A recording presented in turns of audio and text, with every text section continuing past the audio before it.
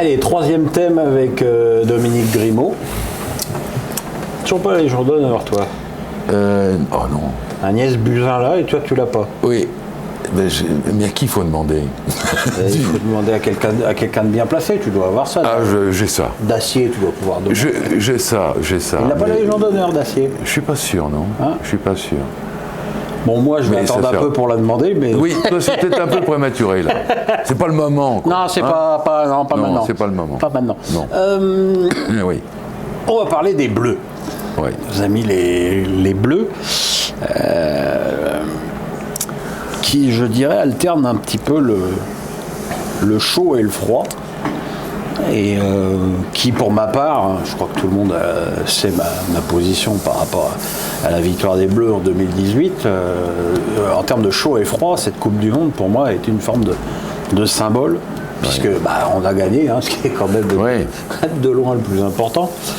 Mais d'un autre côté, j'avoue ne pas avoir été transporté. Quoi. Par la Coupe du Monde, par la victoire en Coupe du Monde 2018, moi non plus. Mais j'ai un souvenir, je pense que tu n'étais pas là. Ouais. Le soir de la finale, je suis sur CNews avec Pascal Praud. Ouais. On fait l'émission à la fin. Ouais. Et Pascal me regarde et me dit « C'est terrible, je ressens aucune émotion. » Comparativement à 98, zéro. Non. Zéro. Déjà parce que la Coupe du Monde en elle-même n'est pas formidable. Non. Parce qu'on a un match vraiment de référence qui est l'Argentine. Ouais. Voilà, la demi-finale, c'est moyen, la huitième, enfin tout est moyen. Et cette finale, elle paraît presque à la limite trop facile pour les Bleus. Non, moi en revanche, pour être tout à fait honnête avec toi, pendant longtemps, après cette Coupe du Monde, j'étais un peu perplexe et j'ai regardé cette équipe de France, je dirais pas du bout des yeux, mais pas loin, elle me séduisait pas. Et puis il y a eu un facteur qui m'a un peu renversé, que je ne m'explique toujours pas d'ailleurs. Si tu as l'explication, il faudrait que tu me la donnes. C'est-à-dire le retour de Karim Benzema. Moi j'avoue que quand j'ai appris le retour de Benzema, ça m'a filé un petit coup de boost. Un, parce que j'adore le joueur depuis toujours, ses débuts à Lyon. Et puis deux, parce que, sans être un anti-Giroud primaire, je reconnais que c'était un soldat bleu magnifique, Olivier Giroud, mais j'attendais un pendant à Kylian Mbappé. Et ce pendant, naturellement, est arrivé avec le retour de Karim. Donc déjà, pendant l'Euro, j'ai apprécié le tandem. On sait comment ça s'est fini. Il y a 10 minutes d'absence, tu mènes 3-1 à 10 minutes de la fin face aux Suisses, tu fermes. C'est pas Séville 82, mais on n'en est pas loin. Tu dois fermer la boutique et tu te qualifies sans problème. Et puis ensuite, il y a eu la Ligue des Nations. Et moi, j'avoue que la Ligue des Nations, avec ces deux victoires, l'Espagne, la Belgique, moi, je les ai trouvées très convaincantes.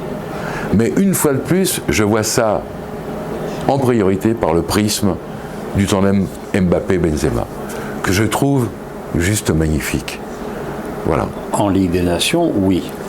À l'Euro, moi, je pense que Didier Deschamps a bien fait de rappeler Karim. Déjà, je pense que, quels que soient les faits qu'on puisse lui reprocher, ça ne méritait pas 6 ans de placard. Ah, certainement pas, non. Et que si Deschamps l'a rappelé pour l'Euro, c'est pas sur un coup de tête. C'est un truc qui lui trottait dans la tête depuis un moment. Ton sentiment, attends, une parenthèse, Pierrot. Ton sentiment, c'est Didier qui le rappelle, c'est lui qui prend le téléphone, c'est lui seul qui prend la décision. Moi, c'est une question que je me pose. Tu penses que c'est qui, Macron ?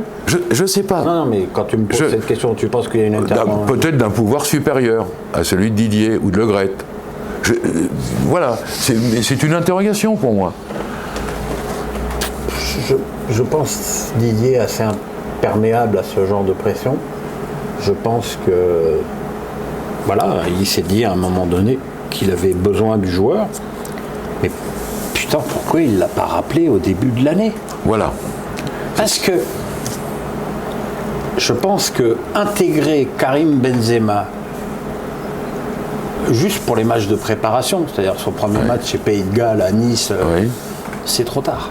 Oui, c'est trop tard. Bon, au début, il marque pas, il rate un penalty, on commence tout de suite, parce que il y a beaucoup de gens qui aiment Karim, mais il y a beaucoup de gens qui le détestent, parce que c'est un arabe. Faut pas chercher plus loin. Tu vois, et je pense que son retour, même si finalement dans les chiffres il a été bon, puisqu'il a marqué 4 buts, je pense que ça a nui à la fois à Mbappé, à l'Euro, et encore plus à Griezmann. Ça nuit à Mbappé. Oui, alors que ça nuise à Griezmann, je l'entends. Pourquoi ça pourrait nuire à Mbappé?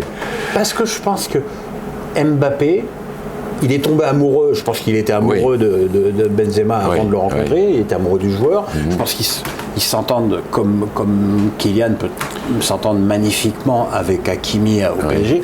Je pense qu'il s'entend magnifiquement avec Benzema. Et que quelque part, pendant l'Euro, Kylian, il n'a pas joué pour les Bleus, il a joué pour Benzema. Oui, c'est vrai. Et que ça a nui à sa spontanéité, à sa fraîcheur. Peut-être. Sûrement d'ailleurs. Et d'un autre côté, bon, ça c'est une thèse que je développe depuis un moment, moi j'ai un problème avec Griezmann, que je trouve trop travailleur au milieu.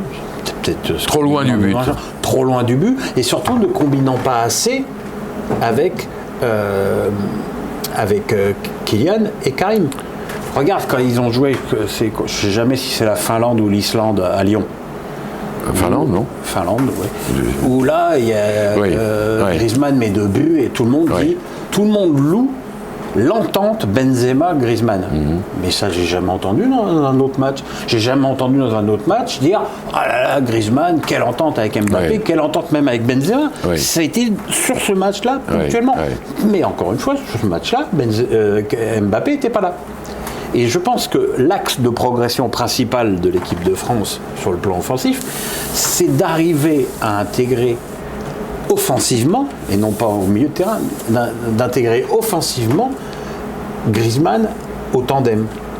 Et il faut que Griezmann, à un moment donné, il y en a assez des mecs au mitard derrière, il faut qu'il joue plus vers l'avant et qu'il soit plus concentré. Et dans quel schéma tactique? Est-ce que tu vois un 3-5-2 ou est-ce que tu vois un 4-3-3 plus classique? Je sais que moi, philosophiquement, je suis contre le 3-5-2. Maintenant, avec les difficultés nouvelles de l'équipe de France sur le plan défensif, notamment du rendement de Varane, et de Varane, tu as raison. Et le gros problème à droite, parce que bon, entre Pavard et Dubois, Dubois, tu as un meilleur joueur de foot, mais un piètre défenseur, et tu as l'inverse avec Pavard, qui est un bon défenseur et un piètre joueur, un piètre attaquant, un piètre joueur offensif. Et que il faut pas, c'est pas parce que tu as mis 8 buts contre le Kazakhstan que Coman représente un quelconque avenir à ce poste-là. Si, contre des petites nations. Des petites nations, tu pourras, mais dès que tu vas jouer contre une grosse équipe de foot, tu peux pas jouer avec Coman piston droit. C'est suicidaire.